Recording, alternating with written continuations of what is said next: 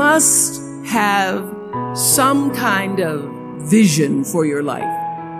Even if you don't know the plan, you have to have a direction in which you choose to go. I never was the kind of woman who liked to get in a car and just go for a ride. I had a boyfriend who would say, let's just go for a ride. I want to know, where are we going? Do we have a destination? Is there a plan? Or are we just riding? What I've learned is that's a great metaphor for life. You want to be in the driver's seat of your own life, because if you're not, life will drive you. Knowing who you are. Being able to answer this question, who am I? And what do I want? Not asking for the roles that you play as daughters. I'm not asking that question. What are the roles that you play as a daughter, as a friend, as a sister? You're going to be a lawyer, you're going to teach, you're going to be a pharmacist. I'm asking the bigger question of who am I? Who am I really? My answer is I am God's child. I am that which is born of all that is. I am, as Pierre de Chardin said, a spiritual being having a human experience, come trailing the breath of the ancestors yet, but trailing the breath of the angels, and understanding that because I am connected to the source of all that is possible for me. That's who I am. And what do I want? I don't want to just be successful in the world. I don't want to just make a mark or have a legacy. The answer to that question for me is I want to fulfill the highest, truest expression of myself as a human being. I want to fulfill the promise that the Creator dreamed when He dreamed the cells that made up me. Knowing who you really are in this space and time that we embody. That's number one. What do you want? Who are you? Number two, you must find a way to serve. Martin Luther King said that not everybody can be famous, but everybody can be great, because greatness is determined by service. Now, we live in a world where everybody wants to be famous and where we admire people for just being famous. We think being known brings us value. The truth is, all of that will fade in time. The real truth is that service and significance, service and the significance that you bring to your service is that which is lasting.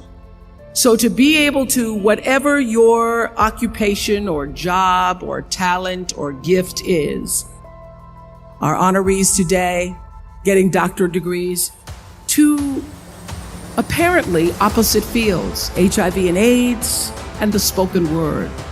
But what they have in common is service, using the spoken word in service to community and the world. Using your knowledge and information about HIV and AIDS and medicine in service to the world. And if you look at all the most successful people in the world, whether they know it or not, they have that paradigm of service. Everybody's talking about Mark Zuckerberg and IPO.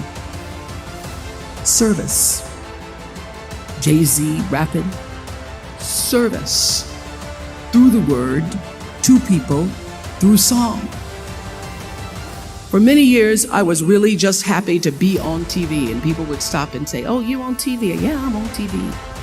I like being on TV. It's a nice job."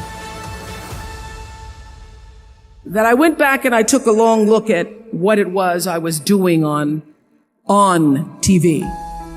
and made a decision that I was no longer going to just be on TV, but I was going to use TV as a platform, as a force for good, and not be used by TV. And I will tell you, my decision to make that significant change in the way I operated on television, using television as a service, changed my career exponentially. Service through medicine, service through art, using whatever it is you produce, your product, as a way of giving back to the world.